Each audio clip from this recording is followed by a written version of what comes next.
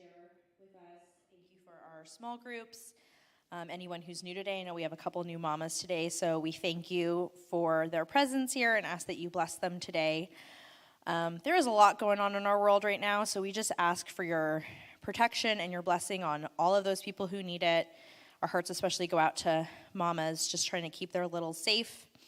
Also prayers for anyone at home with either sick kiddos or they themselves are sick, and we ask that you send them healing, and that we really everybody takes something today that they need, that you have placed them here for a reason. In your name we pray. Amen.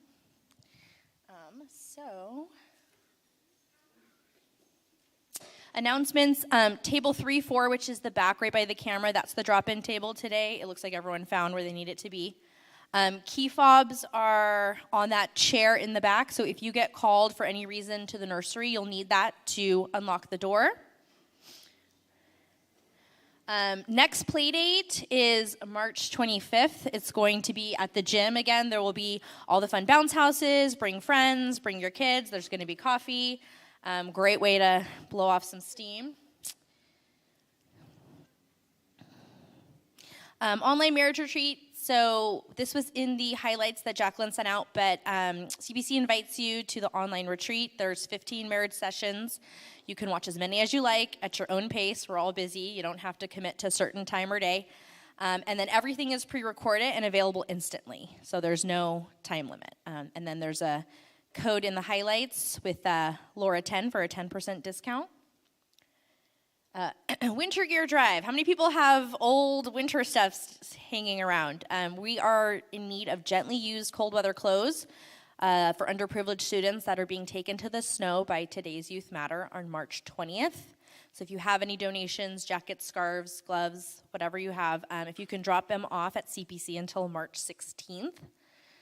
And then, speaking of clothing and gear swap, we are going to, next Wednesday here at the meeting, have a swap where you can bring women's clothing, which includes maternity, jewelry, shoes, baby clothes, kids' shoes, and we're going to basically shop everyone's donations, and whatever's left over, we will donate to Shepherd's Gate. So anything you have that you haven't worn in a while, bring it, and somebody would love to have it.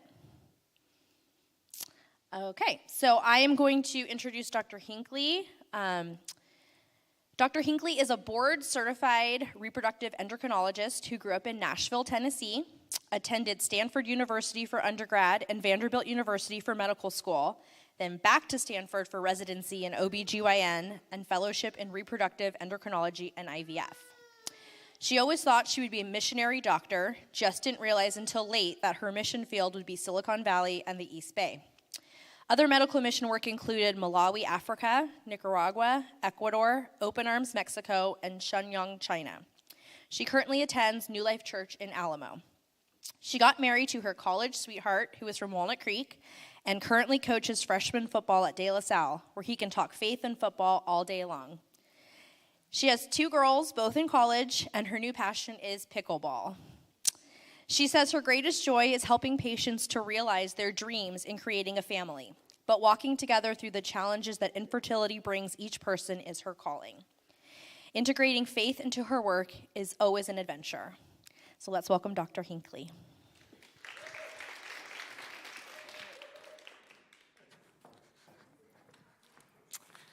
Hello, hello. Great, so nice to get to see all of you and those of you online. Nice to have you too in this new telemedicine, tele-presentation world. I am very honored to be here and to have been invited by one of my friends. I'm also quite humbled to be here because while I am an expert in infertility, I am not an expert in theology. I am still learning every day how to integrate my faith into the field of fertility, how to help patients make wise decisions when they're confronted with the challenges they have. And so I just hope that God uses me to speak to you about a framework of how to make decisions, about how to help you through the process, and can really use me in this. So I am a reproductive endocrinologist. Oh, wait, let me get my slides going. Okay. I am a reproductive endocrinologist, which is an IVF doctor, but today I want to talk to you mostly as a fellow mom, trying to get out of some of the messes that I've found myself in. At the end, I'll have some time to try to answer some of your questions about infertility or fertility, about family planning. But I want to focus on this framework for making decisions. I love my job. I truly feel God called me into this line of work and uses me daily despite my human fallacies. My field of medicine works in the ultimate dream, the dream of family. It works in the oddities of human relationships and the miracle of life. I'd say it's all a bit messy. So mess, it's a great mom word. We are definitely in the mess, whether it's diapers, puke, toys strewn underfoot, messy decisions like daycare, schools, play dates in the world of COVID, the roller coaster emotions of preteens and the mess of high school drama, discipline styles, the mess of expectations, college applications, letting go. Life is messy. But if your life has some messy parts, you are not alone. Look around, to your right or to your left. Her life is messy too, even though it may not look like it on the outside. And of course, my life is messy. I'm a doctor, but I'm also a wife and a mom, a sister, a daughter, and a friend, all to people whose lives are very messy. So this year, God's really been teaching me about a cycle. Let's call it the spin cycle, a messy cycle that I've often found myself in. And I've seen that many of my patients have been caught in as well. This spin cycle, it's kind of like that cycle in the washing machine that throws dirt around. And it's a hard time, and I'm a pretty visual person. So here is how I see how it looks in my life. So there's the messiness of life. There's decisions. There's things that you thought were going to happen that didn't happen. There's canceled plans. And life gets pretty messy. And in that mess, it often drives up fear, especially for me. Fear that life's not going to work out exactly the way that I thought it would. Fear that I'm not going to have all the things that I've worked so hard for. Fear that there's going to be something new that pops up that I don't know how to deal with. And so in this fear, I began to start to control things. I forget the not by power, not by might, but by my spirit, says the Lord in Zechariah.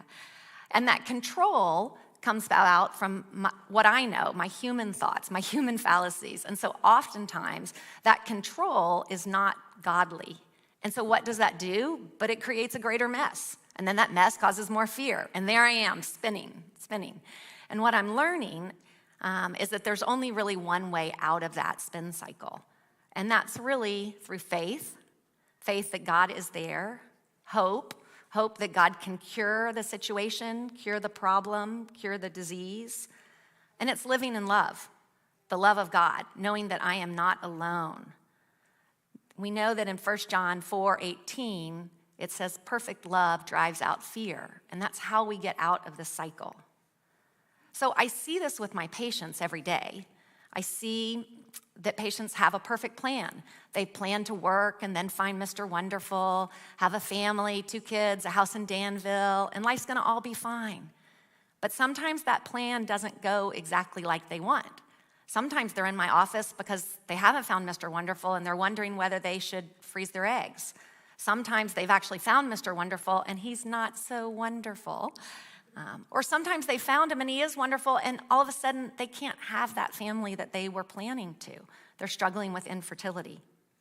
Or maybe they actually have that first child and it's wonderful and lovely and it sleeps through the night, changes its own diapers.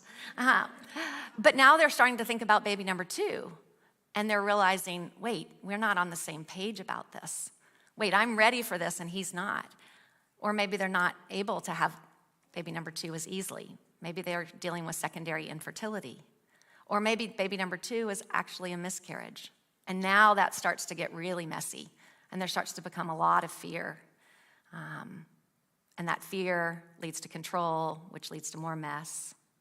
And so I see this in my office, and I see it in myself. And I'm starting to learn some things, especially recently from my pastor at New Life, Doug Heisel, and a Christian writer and speaker, Lisa Whittle, that we've been studying in a book called The Hard Good. And so today I want to take a look at God's inspired word that's helping me and some of my patients and some of my friends through the mess. So I want to focus on this verse, Romans 8:28. In all things, God works for the good of those who love him, who have been called according to his purpose. Okay, I saw some of you might have been rolling your eyes. You've been quoted this verse before when you found yourself in the middle of a mess. Maybe you're having a hard time seeing the good right now, or a hard time feeling love or feeling loved. Maybe you're even having a hard time feeling called where you are right now. Some of you might be feeling a little touch of shame that we are not considering it all pure joy when we face trials, like it says in James 1, verse 2 and 4.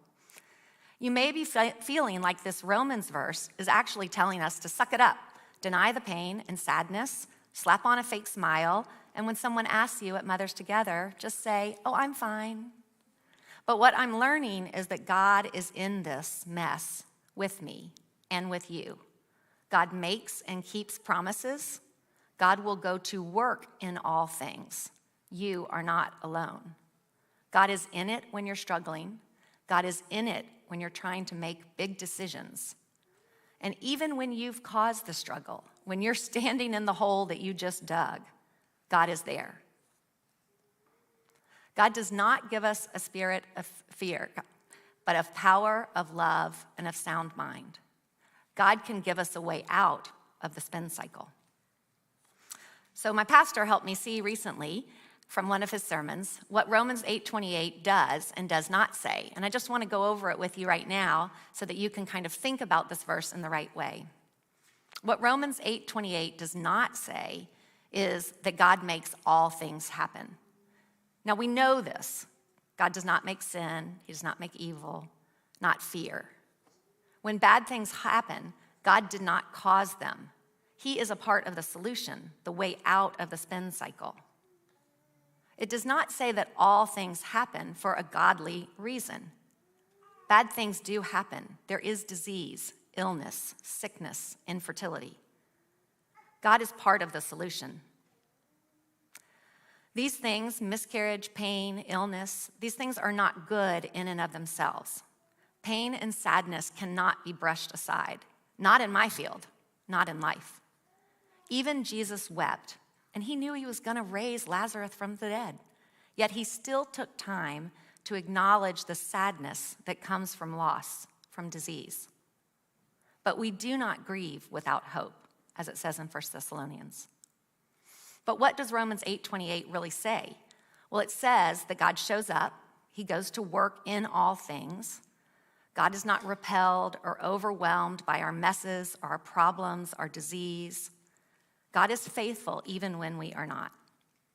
Our job in this verse is actually only to love God. That's the only thing that verse tells us to do. It tells us that God is working. He is calling. He is giving us a purpose. God is on the way, and he does not fail in his promises. This is the hard good that Lisa Whittle talks about in her Bible study book that we're studying. He brings about good out of things. He knows how to change the bad into good. He redeems it. He brings about other good from the bad. Bad does not have the final say. In John 16:33, it says, "In this world you will have struggles, but take heart, for I, Jesus, have overcome the world." Rest in this knowledge. This is the way out of the spin cycle. So what is your mess right now? What are you afraid of? What are you trying to control? Is it your kids? Is it your husband?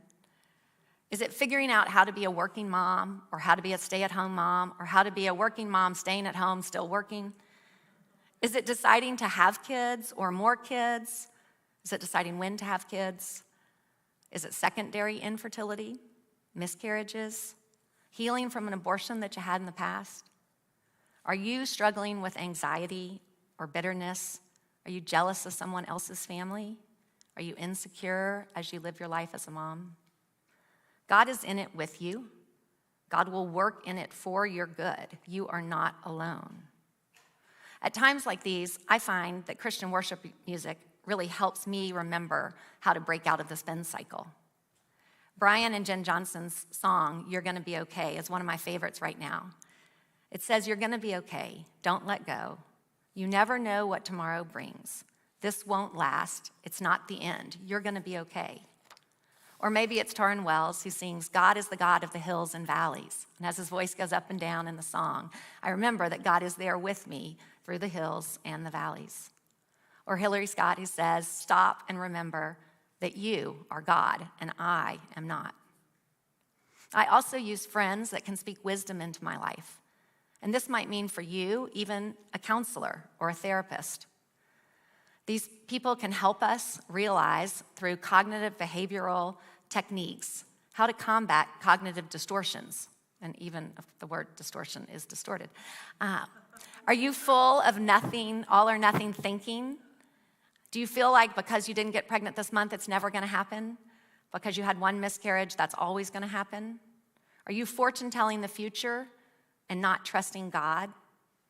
Are you letting how you feel guide your thoughts and actions, filling your mind with shoulds and not letting God redeem parts of your past? I should have started earlier. I should have planned better. I should have tried harder. This is the hard good. This is working through the hard parts and trying to get out. And in the Bible study book I'm reading right now, we're focusing again on David and Goliath. And it's such a great story, and I know you know it well. But I just thought this would give you a moment to look at it maybe through different eyes. And so I wanted to read some excerpts from it. So, 1 Samuel 17, starting with verse 22. David left his things with the keeper of supplies, ran to the battle lines, and asked his brothers how they were. As he was talking with them, Goliath, the Philistine champion from Gath, stepped out from his lines and shouted his usual defiance, and David heard it.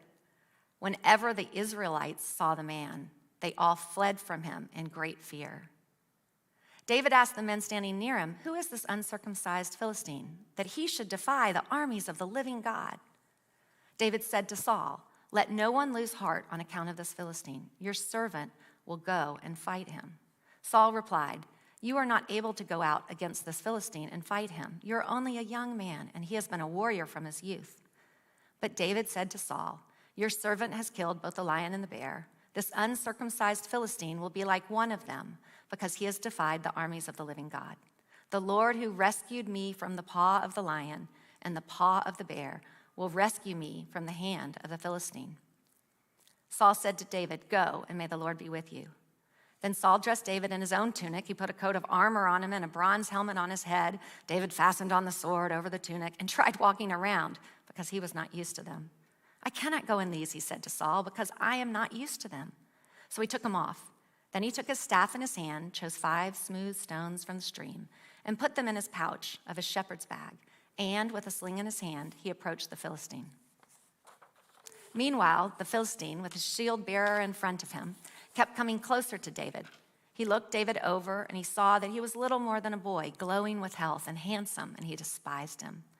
David said to the Philistine, you come against me with a sword and spear and javelin, but I come against you in the name of the Lord Almighty, the God of the armies of Israel, whom you have defied. This day the Lord will deliver you into my hands, and I'll strike you down and cut off your head. This very day I will give the carcasses of the Philistine army to the birds and the wild animals, and the whole world will know that there is a God in Israel. All those gathered here will know that it is not by sword or spear that the Lord saves, for the battle is the Lord's, and he will give all of you into our hands. As the Philistine moved closer to attack him, David ran quickly towards the battle line to meet him. Reaching into his bag and taking out a stone, he slung it and struck the Philistine on the forehead. The stone sank into the forehead, and he fell face down on the ground. So David triumphed over the Philistine with a sling and a stone. Without a sword in his hand, he struck down the Philistine and killed him. When confronted with a challenge greater than myself, what do I do? How do I get out of that spin cycle? Well, what happened in this passage? Well, the men of Israel, what did they do when confronted with the challenge? They lived each day in fear of the future and ran away. It's so refreshing to see what David did. He was curious and he remained open to understanding the current situation. He was then able to stand on God's promises, recalling the past and thus regaining confidence in God. He stayed focused on the issue at hand. I want to be like this. I want to live in faith and hope and live in God's love. I want to let God work all things to create the good out of my mess. I was just back in Nashville, Tennessee this past weekend visiting my family, and I went to the new African American Music Museum where I heard a bunch of old spirituals, and they just speak to my soul. One of the ones that reminded me of at that time was the hymn, "Great is Thy Faithfulness." In this, we can find rest and a path out of the spin cycle. Great is Thy faithfulness. All I have needed, Thy hand hath provided. Strength for today, new hope for tomorrow. This is the treatment no human doctor can provide. This is the way to calm our mind and to be able to think clearly about the decisions at hand and to step out in faith. This is the way to help a friend that's struggling with infertility or anxiety or trying to control the future. This is the way into a life of peace and purpose. So that's a little bit about the context, the framework of dealing with infertility or disease or decisions regarding fertility. I want to take some time now to answer any questions you may have about fertility. And here are some of the questions I get every day in my line of work or at a cocktail party or somewhere else. So in case you don't have any questions, I have some prepared to talk to you about. But first, I want to speak to you as Christian women trying to make decisions about your fertility. I want you to tell your doctor about your faith. Tell them that you're trying to honor God with your decisions, that you're trying to follow biblical principles. It may be a little awkward. It's actually somewhat awkward when I ask patients if they have a faith or religious background, but I learn so much about them. They can teach me through this process as well. And you might just be doing that to your doctor. There are not a lot of Christian OBGYNs in this world. There are some, and there are some good ones in this area, but there are not a lot. And there are even fewer Christian reproductive endocrinologists. And so you may be sharing the faith and the peace and the hope that they don't even have and know how to convey to you. So tell them and give them the opportunity to counsel you and give you information to make decisions. Secondly, I would ask you to acknowledge what's driving your decisions. Is it convenience? Is it money or finances? Is it the avoidance of sadness? Acknowledge them and name them, because if you don't name what's driving your decisions, you can't make sure that they're following true biblical principles. And third, I want you to encourage you to have the power to accept the things you cannot change, courage to change the things you can, and wisdom to know the difference, the great serenity prayer. Because in this, I think people can take ownership of what they can fix. It may be that you need to lose some weight or gain some weight. It may be that you need to stop drinking alcohol so that your sperm is better. It may be that you need to go through some hard things, even surgery, to try to fix a problem rather than just bulldoze through it with fertility treatment. So stop and think about what's driving your decisions. Think about what you have control over and can do with God's help, and let that be part of what guides you. And lastly, if something doesn't seem right that your doctor's telling you or in line with your Christian values, seek out alternatives. Find counsel in a wise friend, someone who shares your values. Not every Christian doctor even sees things the same way. Not every Christian doctor agrees with everything I would tell you today in answer to some of these questions. But God has a plan for you. He can help you make these decisions and make them right for your life and your family. And so I just want to give you one example of a patient that I saw recently and how their coming to me and sharing their faith allowed me to really guide them in the right way to make decisions for their life. So this was a couple who actually found me by Googling and realizing I was a Christian. And so they came and were very honest at the beginning and shared, this is really hard. I'm struggling with some of these decisions to know how to move forward. The husband had a very low sperm count, and he had tried all of the things that he could do in his power to make things better. He was living a good lifestyle. He had cut out all the bad things. He had even tried medicine to improve the sperm count, but to no avail. And so they knew that the only way for them to have a genetic, biologic child was to come and do IVF. And so they found me because they could share some of their concerns. And so we talked about how to do IVF in a God-honoring way. And I believe that that is possible. It's not always easy. It's not always financially the best option and the most cost-effective option to do it in a God-honoring way. You may have to go through some hard things, but God will be there with you. And so we decided, since she was younger and had good egg supply, that we would limit the number of eggs that we would fertilize. We wouldn't fertilize every egg she made because that might create a lot of embryos. And as this couple shared with me, they, like I, believed that life began at fertilization. And so that was very important to honor the embryos that they had made and give them every chance at full life. And so we limited the eggs that she made, and we only fertilized a few with sperm. But this is really tricky. How many eggs create how many embryos, create how many babies? We can't predict that with a perfect science. So we had to leave some room for error. We decided not to do PGT, which is pre-implantation genetic testing, because for them, getting a diagnosis of an embryo that might have Down syndrome, they weren't sure that they wouldn't give that child a chance at life. And you may or may not know that almost every IVF clinic in the nation will have a hard time transferring an embryo that's been diagnosed with Down syndrome. They also realized, with my help, that PGT is not always right, that there are embryos that have been given a diagnosis that are abnormal that we are discarding that could be normal. And they weren't willing to take that risk. And so they decided not to do that. But unfortunately, it didn't work the first cycle. And so they had to try again, and that's more expense, and this was very hard for them, and more pain, and more shots, and more medicine. But they went through a second cycle, and God honored it, and it worked out. And they're pregnant now. And so that's an example of how we can make decisions that are God-honoring in the process, how there was some hard, but there was some good hard through it. And for them, that was God's plan. We're not making babies in our lab. We're not giving life. We're bringing sperm and eggs together, and we're taking an embryo and transferring it to a uterus. And so I know that, and these patients knew that. And God was in charge of the process. And they were there, showing up, growing closer to God each day, each decision. And they really felt that that was part of the path God had for them. So that's just one example of some of the things I deal with.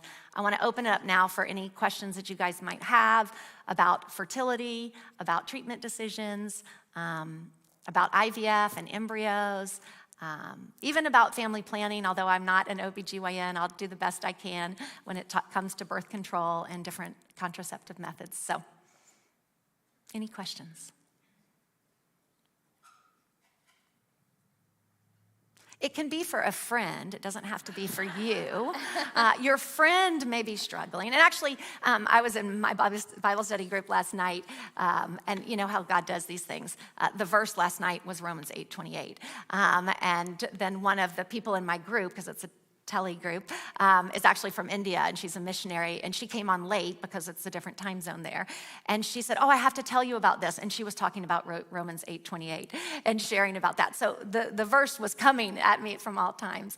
And one of the women in the group said, as they were praying for this talk today, said, I've been really struggling. My sister's going through infertility, and it's really driving a wedge through our relationship because here I've been so easy for me to have children, and it's been so hard for her. And I don't even know what to say. I don't know how to help that. So any questions you have for you or for a friend or for a family member? Yes?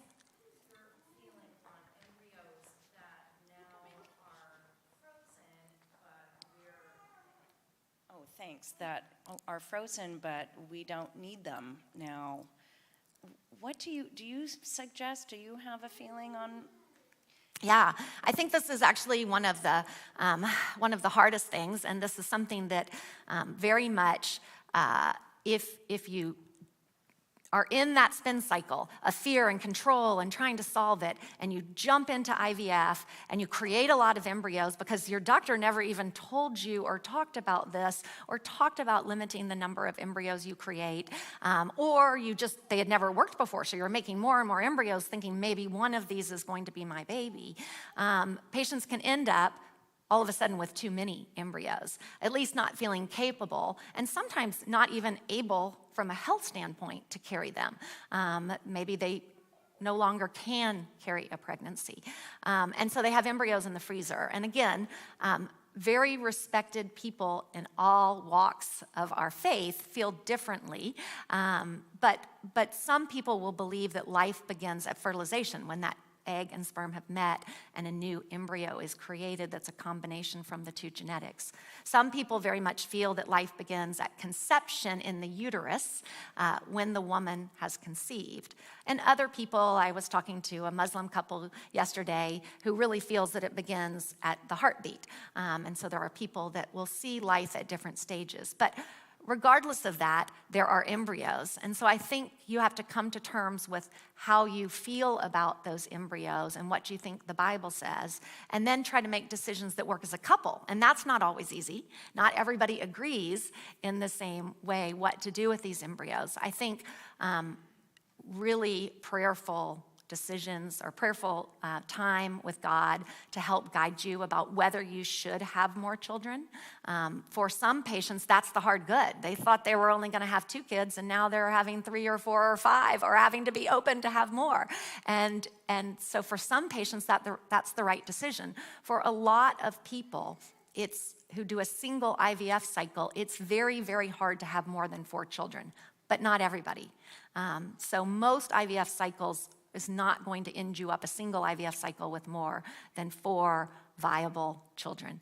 But again, there are exceptions to that. And so then the other thing I say is sometimes time is a great healer. Trying to feel like you have to make a decision today because there's a bill for storage of the embryos is not a good reason to make a decision rashly.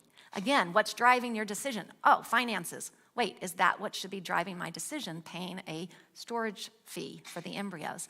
And so for a lot of couples, if they know that they do not feel that God's put it on their heart to carry another pregnancy or to conceive another child at this time, then waiting, time can heal some of those hard places, and then making a decision at a future time. There is such a thing called embryo donation, and you can donate the embryos anonymously or even knowing the family they go to. And for some people, think the thought of doing that right now, they have a 3-year-old and then another embryo from that same batch is out there that they might run into on the street is just overwhelming. But 10, 15, 20 years from now, the embryos do not age in the freezer. And so you could help someone when you have a perspective about that life that's been created that could be a healthy, good child. So sometimes time helps with that decision. There are other alternatives, discarding them in a very God-honoring way. So I will have patients that come back to get the embryos. They're in little straws, and we'll have a ceremony or a burial and acknowledge the hard work that's gone into that. None of us are in charge of the length of our life. We do not know that. Every life is valuable, but how long that life is lived is truly up to God. And so I think that there are different alternatives in that. I think keeping them in storage indefinitely and passing that on to the next generation is not fair. And so I think all of us have to be thoughtful about the ultimate disposition of those embryos so that we don't pass on that problem. Other questions? Yes? Yeah, with all the conversations that you have with people who are struggling, what do you find to be the most encouraging words that you can share things with couples or our friends? You know, I did struggle with fertility many years ago, but I remember some people just didn't kind of know what to say, like I think you mentioned. So for friends in my life right now going through it, what have you found to be most encouraging and hopeful, I guess? Yeah, that's a great question. And actually, our practice just recently partnered with an organization to help this, because I think it's a place where we don't really know, and we're learning more, and we're learning more how to be of help in an emotionally challenging time. And I obviously throwing Bible verses at someone that it's all going to be okay, just suck it up is not helpful. I think one of the things I've realized is that sitting with a patient in sadness is a really good thing, and that's really helpful, is just to acknowledge that, to also be very clear about I'm here for you and I'm available to talk, but our relationship doesn't have to be about that all the time, because they may be thinking about it all the time, but they need sometimes some space away and some lightheartedness and a break. And so you don't want to always be asking them, what's happened? Are you pregnant? When's your period due? What about that next blood test? Because that adds a huge amount of stress to patients going through this. And actually, I tell most patients not to tell even their family the dates of everything that's going to happen. They can share with them that they are going through this, but not to give them dates, because that puts so much pressure on it. So being there and giving them permission, say, hey, if you ever want to talk about it, you bring it up. I'm here. And giving space that they know that this might be a safe time to do it. And so I think that's probably the most powerful. And then, again, living out that piece that there is good that comes out of hard things. Living out that we all have struggles, and we all have to trust that God is going to turn it to the good. And just knowing that we can't see what God sees. We don't have the big picture. And just encouraging them to breathe and just one day at a time. And I think, some of it is just continue to honor God, to pray. And then a lot of times you just have to step out and make a decision and know that if it's not right and that's not what God wants and your heart is in the right place, that God will stop that from happening. And so I think that's helpful.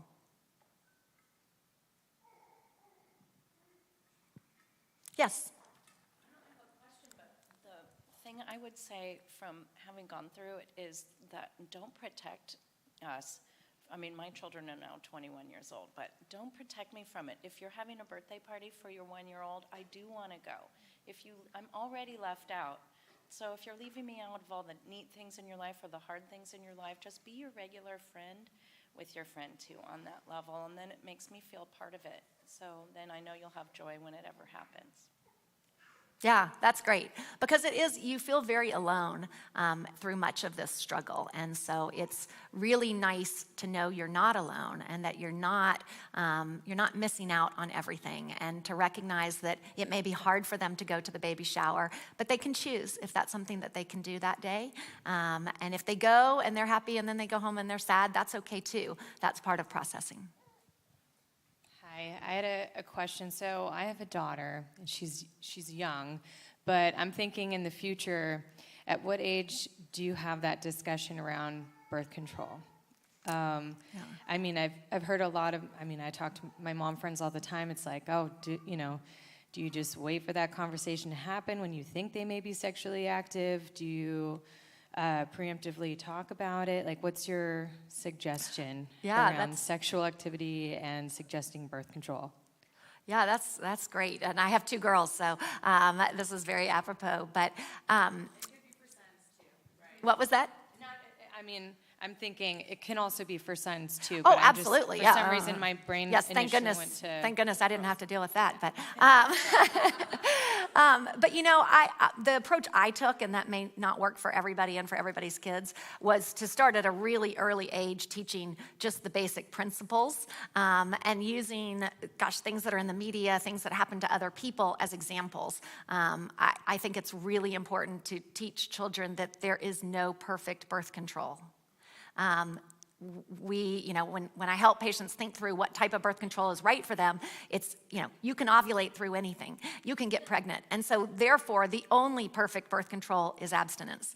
And so I think that's really important. That is so countercultural right now, and that is so hard. And so I think also, forgiveness and love and moving forward in decisions.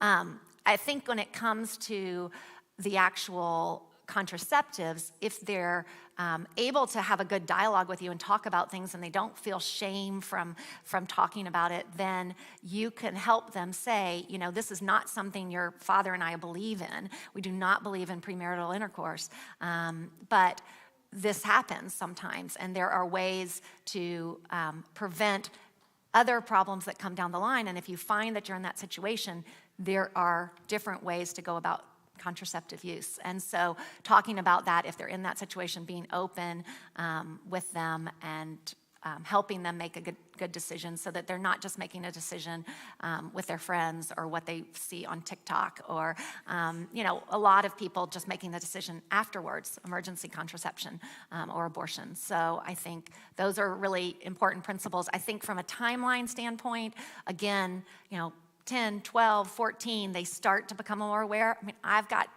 19 and 20-year-olds that I'm just now really talking about, like, okay, that in certain situations, this can get really sticky. And your decision-making abilities aren't as good at certain times. So I think it kind of have to, at least for me and my kids, I have to keep coming back and talking about it.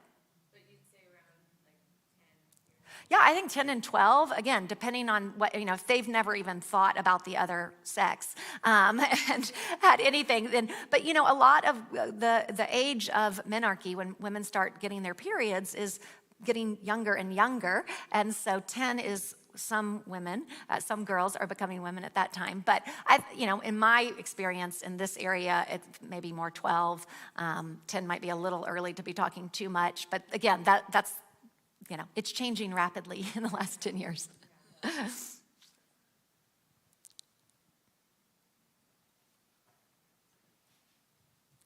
I'm trying to remember if there were any other.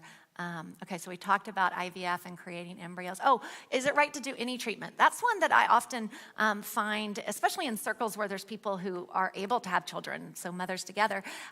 Is it right to go to the doctor at all, or should I just kind of suffer in silence and hope that it works and just pray? And one of the things that I often think about, kind of thinking through ethics and morals, is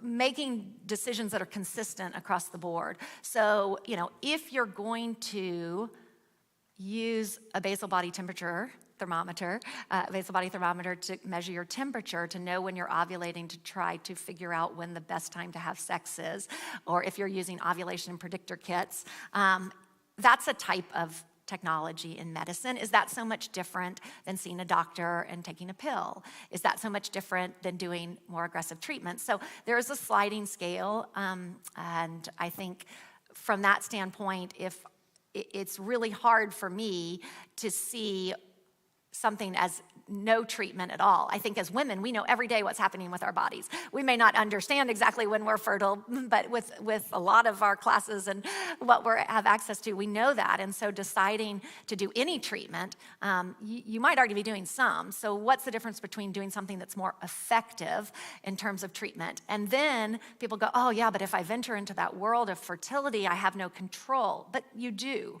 Remember, you're gonna set the standard. You're going to say how you feel and what principles and how you're making decisions. And you're going to talk through that. So I think giving you that power, sometimes people come into a doctor's office and they feel like they have to do exactly what the doctor says.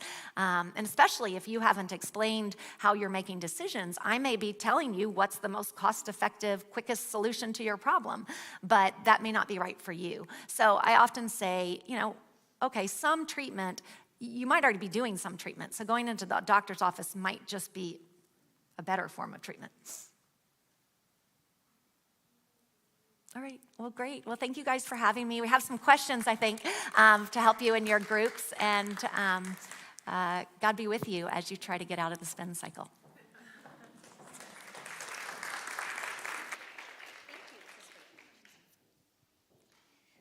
Okay, so we are going to open it up to the discussion questions. So enjoy your group time.